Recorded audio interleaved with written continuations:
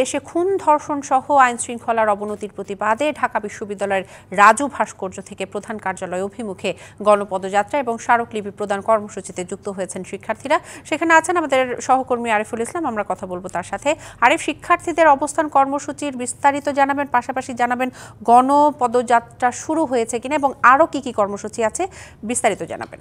আপনি যে 30 কলেজের শিক্ষার্থীদের কথা জানতে চাচ্ছেন, সেটা কিন্তু শাহবাগ জাতীয় জাদুঘরের সামনে তারা অবস্থান কর্মসূচি পালন করছেন। একটি মাত্র বিষয়, সেটা হচ্ছে ধর্ষকদের দৃষ্টান্তমূলক শাস্তি কিংবা সর্বোচ্চ শাস্তি যেটা মৃত্যুদণ্ড, সেই মৃত্যুদণ্ড প্রদান করতে হবে। তা না হলে তারা রাজপথ ছাড়বে না। সেই বিষয়গুলো কিন্তু আমরা সকাল থেকেই তুলে ধরার চেষ্টা করেছি শাহবাগ জাতীয় জাদুঘরের সামনে থেকে। তারা বলছেন যে এই ধরনের কর্মকাণ্ডে এই ধর্ষকদের বিচার না হলে আরো সাহস বাড়বে তাদের, এমনকি সবাই প্রত্যেকেই ভীত হয়ে আছেন, ঘর থেকে বের হচ্ছেন না। বড়দের পাশাপাশি ছোটরাও আজকে এইটা থেকে নিরাপদ নয় বলে কিন্তু তারা এই শিক্ষার্থীরা জানিয়েছেন। এমনকি তারা বলছেন যদি মৃত্যুদণ্ড যদি না দেওয়া হয়, সরকার যদি তাদের বিষয় কঠিন না হয়, সেক্ষেত্রে কিন্তু তারা বলছেন যে নিজেরাই কিন্তু আইন হাতে নিয়ে নেবেন, সেই বিষয়টা নিশ্চিত করছেন।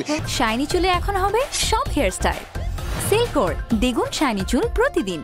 এর পাশাপাশি আমি যদি এখন বলি যে শাহবাগের থেকে আমি একটু রাজু ভাস্কর্যের দিকে আসতে চাই। সেই রাজু ভাস্কর্যের সামনে থেকে ধর্ষণ ও নিপীড়নের বিরুদ্ধে বাংলাদেশ আয়োজিত যে গণপদযাত্রা বা স্মারকলিপি প্রদান করবে প্রধান উপদেষ্টার কার্যালয় রয়েছে, সেই কার্যালয়ের অভিমুখে তারা কিছুক্ষণের মধ্যেই কিন্তু তারা এখান থেকে বের হয়ে যাবেন বা পদযাত্রা করবেন, স্মারকলিপি প্রদান করবেন। একমাত্র এখানেই কিন্তু নেতৃবৃন্দ তারা আছেন বা শিক্ষার্থী, যারা সাধারণ শিক্ষার্থী, তারা কিন্তু এখানে বক্তব্য দিচ্ছেন, বিভিন্ন কথা বলছেন, তারা তাদের নিজেদের বক্তব্য তুলে ধরছেন এবং কি করবেন আজকের দিনের কার্যক্রম, সেই বিষয়টা একটু আমি যদি একটু জানতে চাই তার কাছ থেকে। অনেকেই স্বাক্ষর করেছেন।